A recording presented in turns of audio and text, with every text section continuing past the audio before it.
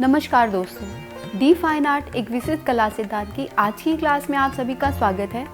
आज हम बात करेंगे अजंता के गुफा चित्रों की।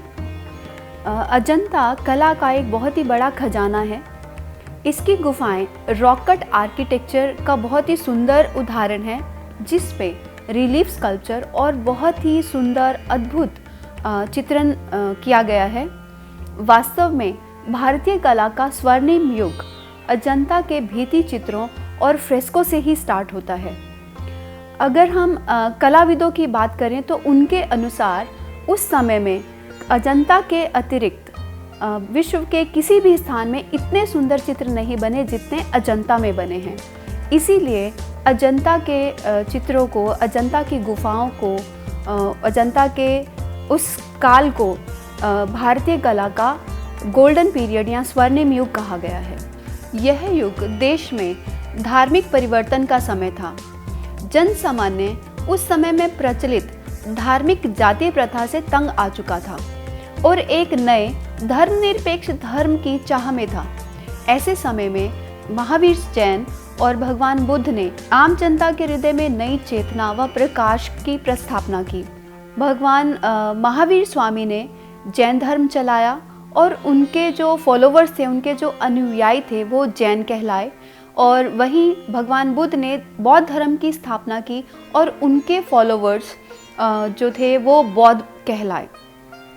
भगवान बुद्ध के अनुयायियों ने बौद्ध धर्म के प्रचार व प्रसार में बहुत ही महत्वपूर्ण योगदान दिया।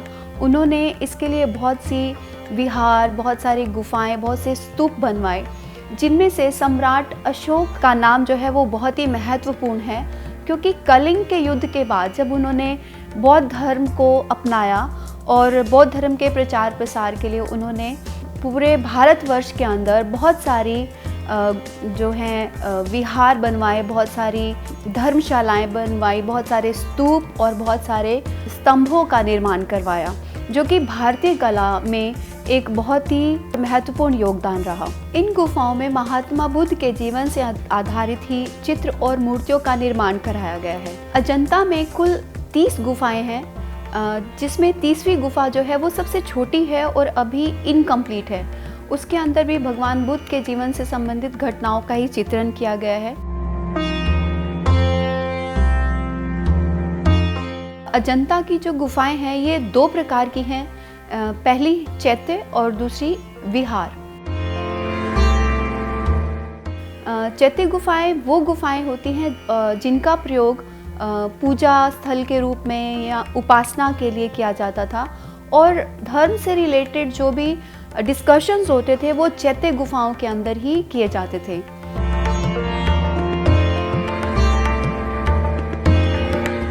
दूसरी गुफा है विहार गुफाएं। विहार गुफाएं जो हैं ये बौद्ध भिक्षुओं के रहने के लिए स्थान थे, जहाँ पर वो रहा करते थे। और इन गुफाओं के अंदर भी भगवान बुद्ध के जीवन से रिलेटेड ही जो चित्र हैं, जो मूर्तियां हैं वो बनाई गई हैं। गुफा नंबर 9, 10, 19, 26 और 29 चैत्य गुफाएं हैं। वहीं गुफा नंबर 1 से 8, 11 से 18, 20 से 28 और गुफा नंबर 30 विहार गुफाएं हैं।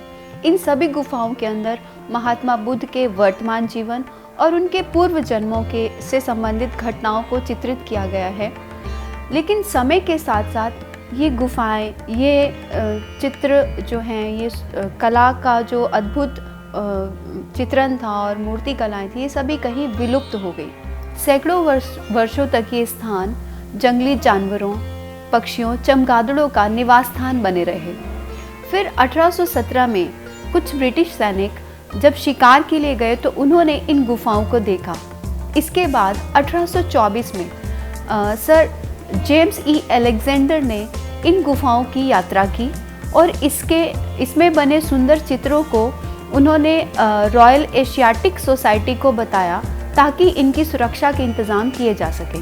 इसके बाद सन 1843 में जेम्स फर्ग्यूसन ने लिखित रूप में ब्रिटिश ईस्ट इंडिया कंपनी को इन गुफाओं के बारे में सूचना दी और इनकी सुरक्षा के लिए आग्रह किया, जिसके फलस्वरूप रॉबर्ट गिल नामक महान चित्रकार को वहां भेजा गया, जिन्होंने वहाँ अजंता की गुफाओं के चित्रों की प्रतिकृतियाँ, प्रतिलिपियाँ तैयार की और उन्हें इंग्लैंड के क्रिस्टल पैलेस नामक जगह पर एग्जिबिट किया, उनका प्रदर्शन किया।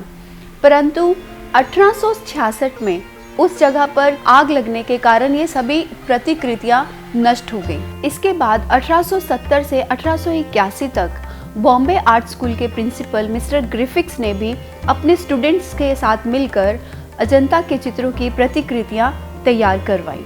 फिर 1909 से 1911 तक के बीच में लेडी हरिंगम, श्री नंदलाल बोस तथा उनके कुछ शिष्यों और कुछ अन्य चित्रकारों ने एक बार फिर से अजंता के चित्रों की प्रतिकृतियां तैयार की, जिन्हें भारत सरकार ने प्रकाशित किया और इसके पश्चात ललित कला एकेडमी ने इन चित्रों के फोटोग्राफ्स बनवाए और सर्वसाधारण तक पहुंचाने का प्रयास किया गया।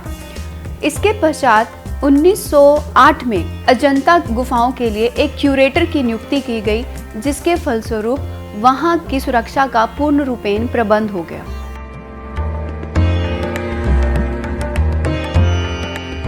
तो आइए अब हम बात करते हैं अजंता टेक्निक के बारे में। अजंता में फ्रेस्को टेम्परा टेक्निक में काम किया गया है। इसमें जिस भी जगह पर चित्र बनाना होता था, पेंटिंग करनी होती थी, उस जगह को पहले एक नुकीले टूल के साथ ठोक पीट कर खुरदरा बनाया जाता था। फिर उसके ऊपर पत्थर के पाउडर, भूसी, गोबर आदि चीज़ों के मिक्सचर से एक प्लास्टर की लेयर लगाई जाती थी और उस प्लास्टर की लेयर को बांस की फ्लैट स्टिक के साथ पीटा जाता था ताकि वो समतल हो जाए, एकदम फ्लैट हो जाए। एक लेयर लगाने के बाद फिर इसी पूरे प्रोसेस को रिपीट किया जाता था 3 से 4 या 4 से 5 बार। जब आखिरी लेयर के बाद उसके ऊपर एक लाइन पेस्ट की एक सतह चढ़ाई जाती थी, जिससे वो सरफेस जो है वो चिकना हो जाता था, एकदम स्मूथ हो जाता था। फिर उस तैयार सरफेस के ऊपर जो है, जो भी घटना को, जिस भी चित्र को बनाना होता था, उसकी ड्राइंग की जाती थी, उसका रेखांकन किया जाता था। इसमें भी 2 तरीकों का इस्तेमाल किया जाता था। एक जो है जिसमें सरफेस को सूखने के बाद ड्राइंग होती थी, एक उसी तरह गीले सरफेस पर भी ड्राइंग की जाती थी। ड्राइंग कंप्लीट होने के बाद फिर उसमें जो भी कलाकारों को प्रकृति से खनिज पदार्थों से रंग मिलते थे, उन्हीं रंगों का जो है प्रयोग किया जाता था। वही रंग भरे जाते थे चित्र के अनुसार, और पूरे रंग भरने के बाद फिर उसमें लाल या फिर ब्राउन कलर से या फिर कोयले से प्राप्त काले रंग से आउटलाइन करके उसको फाइनल टच दे दिया जाता था।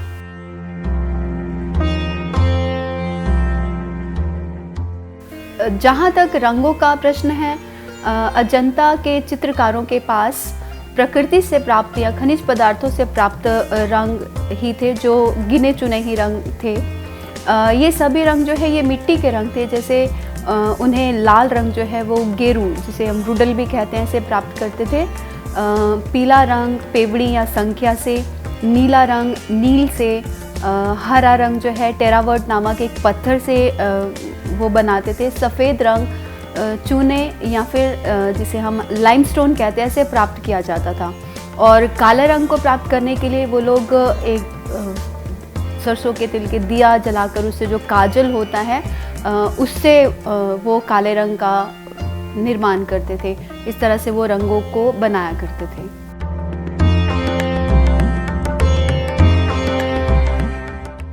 जहाँ तक हम बात करते हैं अजंता के चित्रों के विषय वस्तु यानी सब्जेक्ट मैटर्स की, तो अजंता के चित्रों में प्राय जीवन के हर पहलू के चित्रों को बनाया गया है। इसमें गांव का एकाकी जीवन, एकांत में जीवन का भी जो है चित्रण किया गया है। तो वहीं शहरों का जो विलासमय जीवन था उसका चित्रण भी मिलता है। इसके अतिरिक्त भिखारी, मछुआरे जो हैं, पशु पक्षी, युद्ध करते हुए सैनिक और गंधर्व, यक्ष, अप्सराएं, इन सभी का चित्रण मिलता है। और बुद्ध से रिलेटेड तो सारे के सारे जो उनके जीवन की गाथाएं हैं, उनकी सारी घटनाओं का चित्रण किया गया है इसमें।